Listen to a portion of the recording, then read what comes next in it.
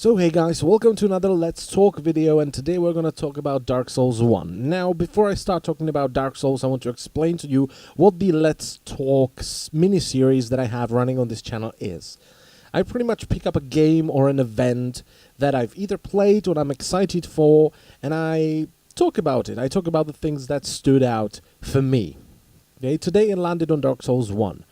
Dark Souls 1 is the superior Dark Souls title in my opinion. That does not mean that Dark Souls 2 is a bad game, but in my opinion it's worse in terms of being Dark Souls than Dark Souls 1 was. Now before I go on, I would like to tell you that this video will contain major spoilers, and if you're planning on playing Dark Souls or you're in the process of playing Dark Souls, I would not recommend watching it because you will really cripple yourself if you go into Dark Souls spoiled. You should really find out about this world on your own. Now with that out of the way, why did I say that Dark Souls 1, in my opinion, was a better Dark Souls title than Dark Souls 2?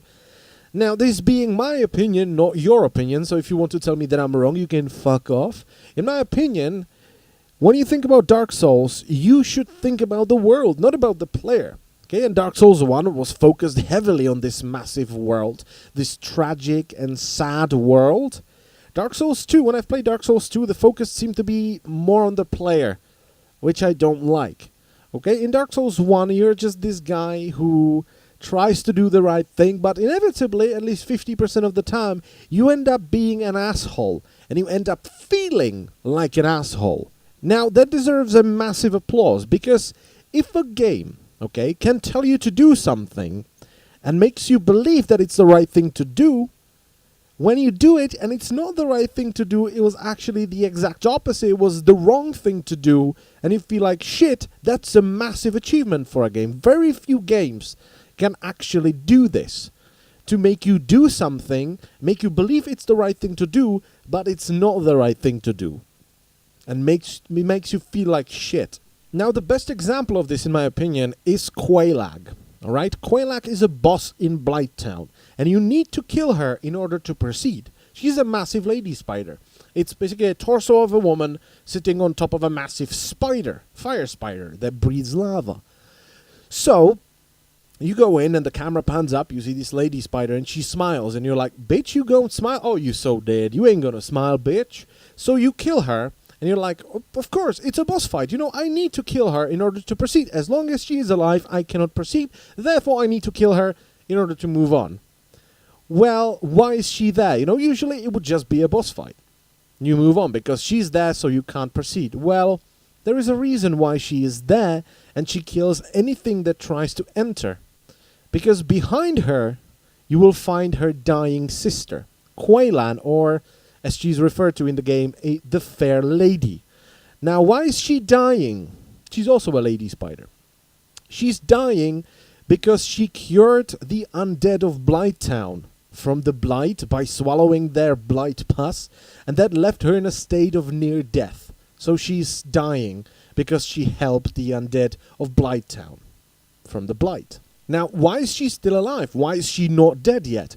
Well, because Quelaag, her sister, now dead sister, thanks to you, killed everything that tried to trespass into their lair and used its humanity to heal her sister, who is now gonna die because Quelaag is dead and she can't survive without the humanity. So she was not smiling because, oh, another dead guy. She was smiling because she saw the humanity in you, and she knew that if she kills you, she can use that humanity to heal her sister again.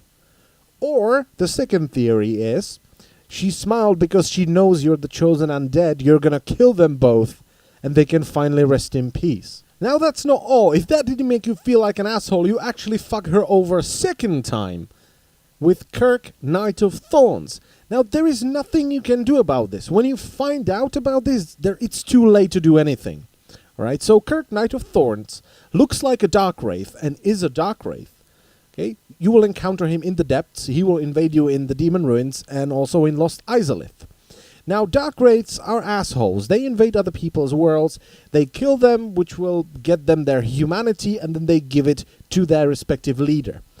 Kirk betrays the Dark Wraith leader and gives the humanity to the Fair Lady. So he's supplying her with humanity.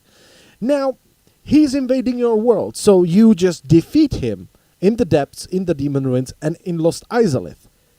Well, if you do defeat him in these 3 locations, you make him fail 3 times. And he commits suicide because of that. He kills himself in the lair, quite close to the Fair Lady.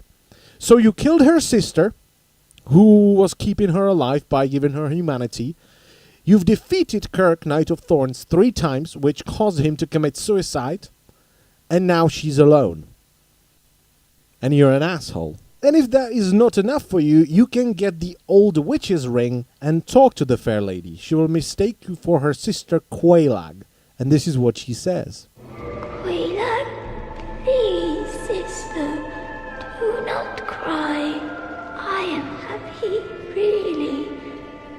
I have you, don't I? I have you, don't I? Yeah. You're just standing there feeling like shit, and there is nothing you can do about it. It's your doing. You did this. And you thought it was the right thing to do. And this isn't just for the quote-unquote enemy NPCs. This happens with friendly NPCs as well. For instance, Sigmar of Katarina. He's this lovely chap. You will meet him multiple times throughout your journey through Dark Souls, and every time you meet him, he is stuck. Alright? He is just stuck. He either can't open a gate or can't clear a room filled with enemies because there's just too many of them. And you can help him. And you will help him because he's a lovely chap. Okay, he has this onion-looking armor. It's amazing. So you help him out. Perhaps too much. Okay? The last time you encounter him is in Lost Izalith. And there are 2 things you can do. He offers you a deal. You have to jump into a pit full of enemies, and he tells you that he can jump in and take care of them while you sneak past them. If you don't help him that, he is going to die. So he will jump in. You can jump in as well and run past the enemies as he fights them, and he will die with his honor intact. Well, you don't have to sneak past them. You can actually help him defeat the enemies. He will not die. He will survive. But by doing that, first of all, he will say something along the lines of, well, you have saved me again. You know, but he's alive, yay. Well, the next time, if you did save him in Lost Izalith, the next time you encounter him, he is not undead anymore. He is hollow. Because you helped him so much, and he was an adventurer, you know, he liked to just do stuff. Because you helped him out so much, you didn't let him do anything on his own. He lost faith in himself, and when undead loses faith in himself, he goes hollow. So he is hollow. He attacks you, and you have to kill him. So he either dies because you refuse to help him in Lost Izalith, or you have to kill him because you helped him out too much. He lost faith in himself and became hollow.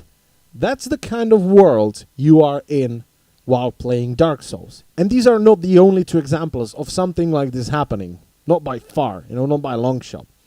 Another thing I would like to talk about is the final boss fight. Gwyn, Lord of Cinder. You know, boss fight is usually this final exam, you know. It tests everything that you've learned up to this point. Well, not in Dark Souls. First of all, let's talk about the music, because Dark Souls does a really good job with its soundtrack. Now, bosses in general and in Dark Souls have some bombastic pumping music, you know, to get you pumped for this boss fight. For instance, this is the Taurus Demon boss fight music.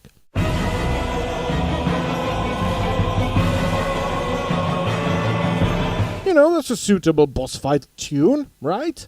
Well, this is what starts playing when you engage Gwyn, Lord of Cinder.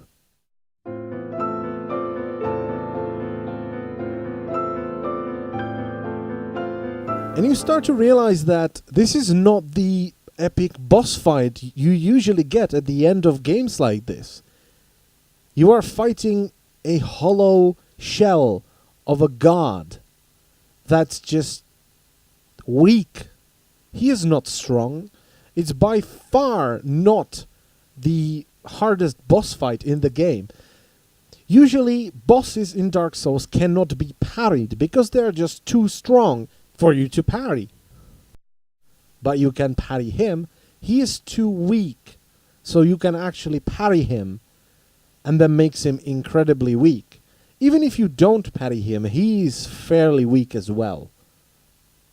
And what happened to him is gonna happen to you, because he did what most players do when they defeat him. They link the flame, so the fire burns longer. He did the same thing, but he survived it. And once that was done, there was nothing else for him to do other than watch his kingdom fall apart and his people die. And that slowly spiraled downwards, and he became hollow. So you will do the same stupid thing. And if you survive, you will just take his place. Because this was what you set out to do. This was the thing you wanted to do. But once you do it, there is nothing else you can do. You will hollow, and you will stand at the exact same spot as he did. And you will be waiting for another person like you to do the same thing. And it will repeat itself again and again and again until someone can't do what you did. The flame will burn out and the Age of Darkness begins. There is no good ending to Dark Souls. You either do what I just said, you link the flame and you hope that someone else will take your place while you take Gwyn's place, or you leave and you're just not delaying the inevitable. The Age of Darkness will come. Your choice is whether it comes sooner rather than later.